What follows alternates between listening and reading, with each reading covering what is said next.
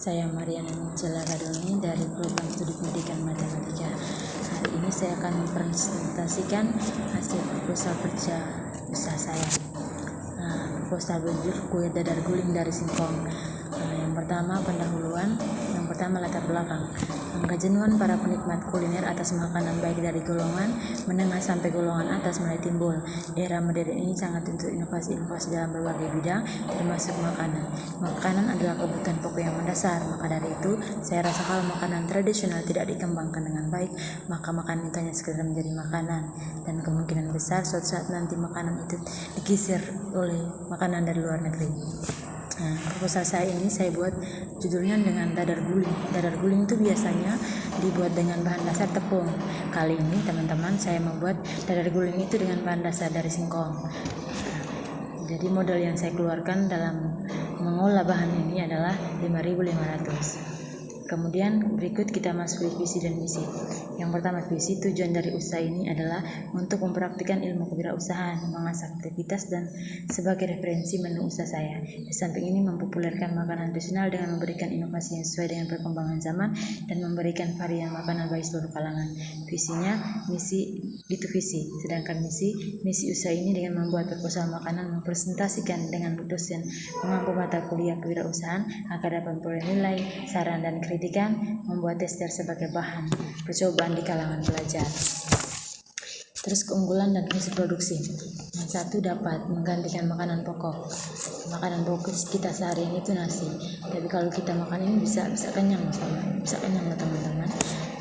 Yang kedua itu tidak bosan-bosan meskipun dikonsumsi berulang-ulang.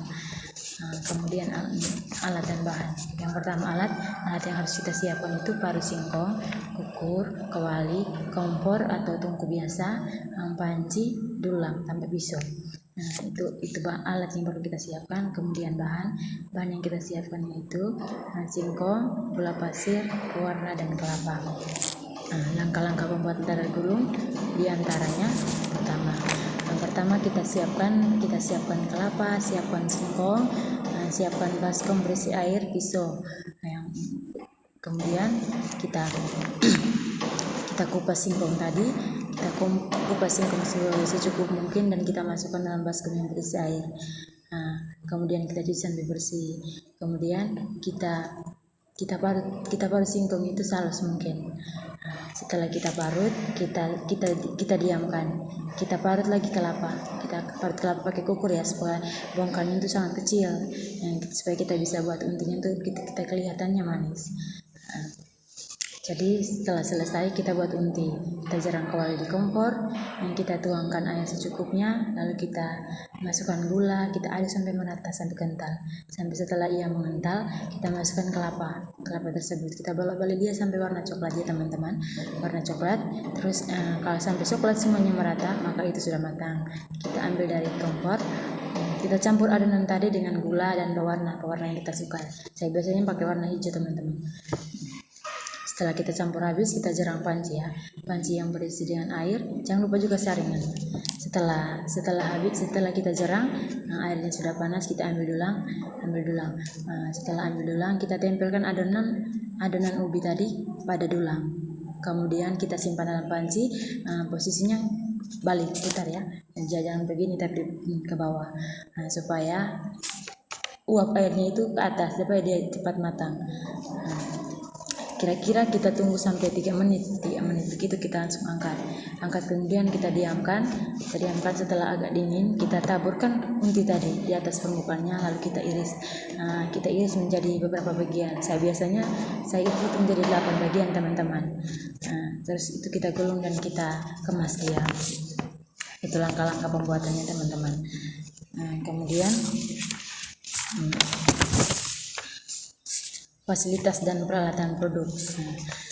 Semua peralatan produk untuk pembuatan dadar guling itu sudah tersedia di rumah, jadi saya tidak perlu beli lagi. Terus bahan baku juga rata-ratanya sudah ada di rumah. singkong halus sudah ada di rumah. Saya biasanya buat itu 5-10 biji teman-teman. Harganya tidak ada karena saya siapkan di rumah sendiri. Terus gula pasir itu 1 per 4 kg, itu harganya 2.500 ya. Terus pewarnanya 1 buah harganya 3.000. Terus kelapa 1 buah itu juga saya siapkan dari rumah saya. Terus yang kita masukkan berikut bab 2, analis pasar. Proses produksi. Dalam proses produksi usaha ini diantaranya menyiapkan bahan yang akan digunakan, mempersiapkan peralatan yang akan digunakan, memulai proses pengerjaan, mengemas. Terus lanjut analisis. Untuk meyakinkan bahwa makanan yang akan saya jual dapat disukai masyarakat umum, maka saya melakukan analisis terhadap produk yang akan saya jual dengan cara menerapkan analisa. Yaitu yang pertama, kekuatan. Kekuatan itu terdiri dari harga jual yang cocok untuk semua kalangan, rasa yang lezat, produk tidak pasaran, rasa dan tampilannya manis dan menarik. Terus kelemahannya, produk itu tidak tahan lama karena tidak ada bahan pengawet. Kemudian belum banyak diketahui masyarakat. Terus peluang, produk baru atau inovasi masih jarang dipasarkan. Terus jenis makanan yang sangat digemari oleh masyarakat. Kemudian tantangan pemasaran produk yang kurang strategis. Terus rencana anggaran biaya produksi, atau jenis produk kue dadar gulung singkong, jumlah produksinya 100 biji per hari. Bahan baku 5.500, itu biaya untuk bahan bakunya. Terus jumlahnya 5.500. Kemudian rencana pemasaran. Pada minggu pertama, hari pertama dalam minggu itu saya jual 100 biji ya teman-teman. Harga kue saya itu 1 biji 1.000. Jadi otomatis kalau terjualnya 100 maka dapat 100.000. Jadi kalau 1 hari dikurangkan dengan 5.500 maka sisanya berapa teman-teman?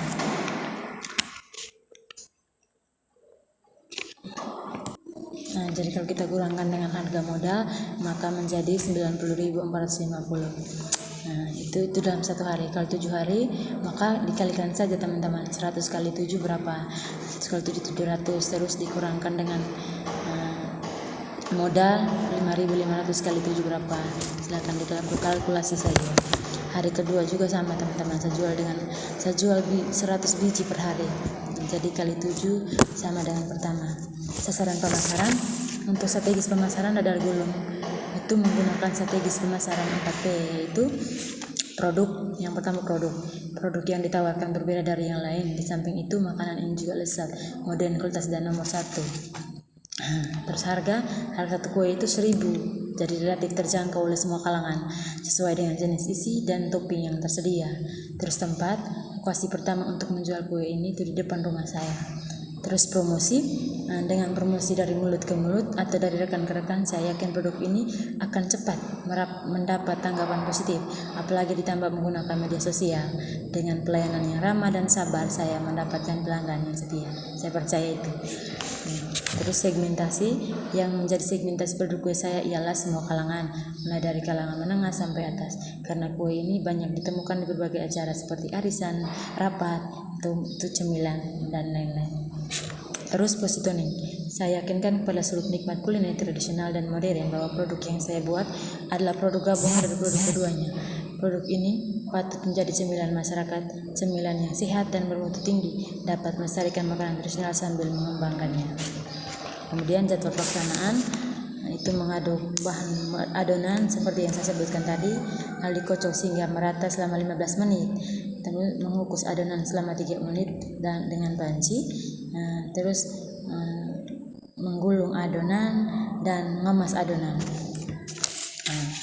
Yang ketiga, yang berikut bab 3 ya. Bab 3 itu penutup. Kesimpulan, dalam mengembangkan berpikir kreatif dan inovatif, produk ini adalah salah satu hasilnya. Dalam era modern ini kompetisi antar pengusaha dan semakin ketat, maka diperlukan inovasi-inovasi agar tidak kalah dengan zaman modern ini. Makanan merupakan kebutuhan yang sangat kompleks. Maka dari itu usaha ini patut dicoba dan dikembangkan oleh saya dan teman-teman juga. Kemudian saran, kampus memberikan dukungan baik secara informasi ataupun secara langsung dalam membantu bibit unggul siswa yang ingin berwirausaha.